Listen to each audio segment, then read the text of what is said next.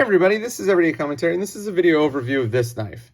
This knife is the Baby Banter, and this knife is a sequel to the full-size Banter. And the full-size Banter was a collaboration between Ben Petersen, who used to work at Blade HQ, and now runs Knafs, Knafs,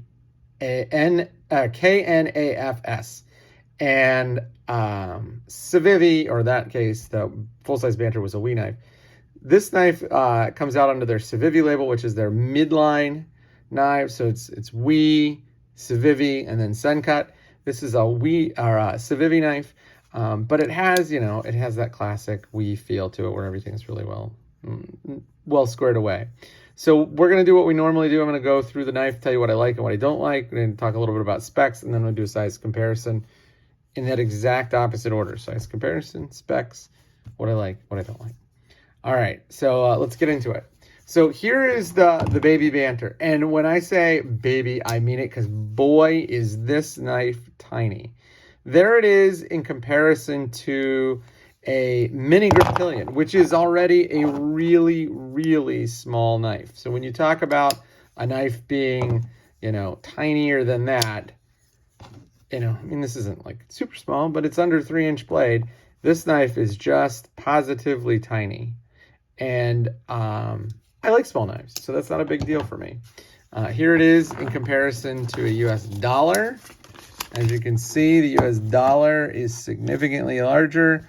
The Baby Banter, if I put it right on the line, comes across the midway point of the bill. If you look at it compared to the thickness, on a AA battery, you can see that the thickness of the Banter is considerably less than the thickness of a AA battery. That's pretty good. So the Baby Banter has this one has blue G10 handles. There's a couple different variants. There's one with black, and I believe there's one with a stonewash blade. This is a black wash blade with blue G10 handles. The blade steel is, as you can see right there, Nitro V blade steel, and the entire knife weighs under 2 ounces. The cutting edge, I think, is like 2.3 ounces, and then the blade length is like 2.5 ounces. This is a really, really tiny knife, and it rides super well in the pocket. The other thing is the knife is not does not have a flipper, but it pops out with these thumb studs quite nicely. So let's talk about what we like. So first of all, I really like the size. The size is just super duper great. It falls into a coin pocket and rides there so quietly, you'll never remember you have it until you need it, which is exactly what an EDC knife should do.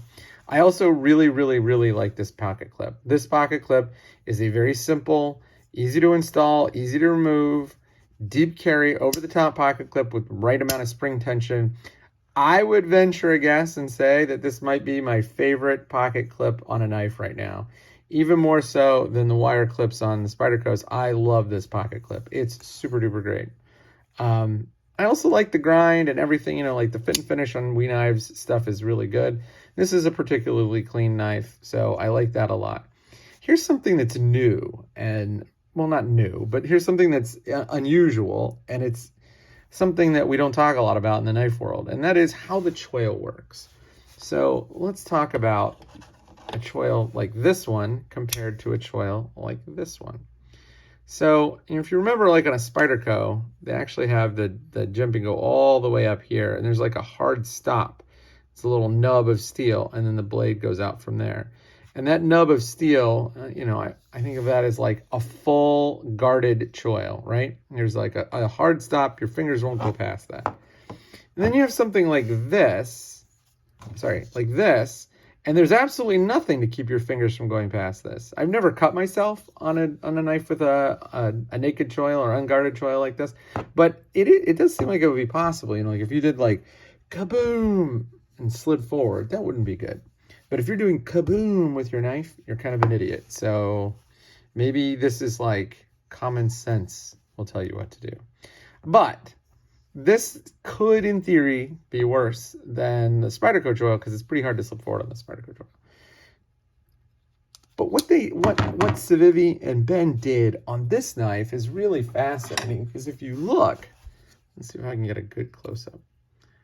it has jimping almost all the way to the end. So like right up to that point.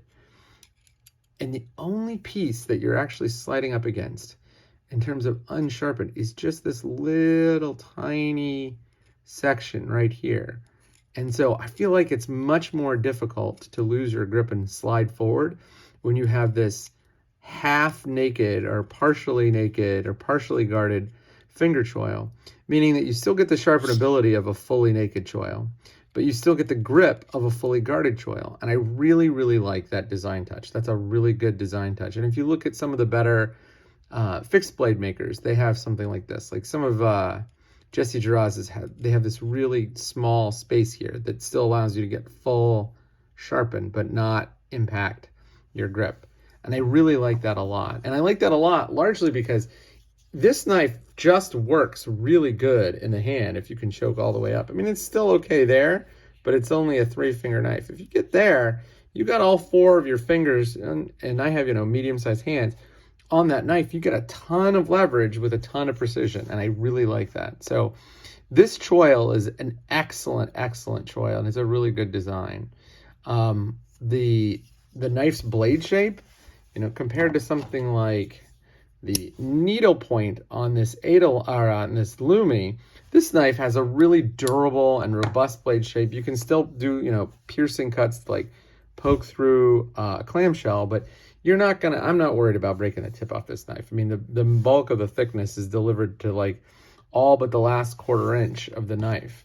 But like, if you look at it compared to something like this, whoa, I mean, it is just super duper thin. Like if you started, the taper starts way up here and gets thinner down there. So, and the ironic part is there's not much I dislike about this knife. There's just not a whole lot to complain about.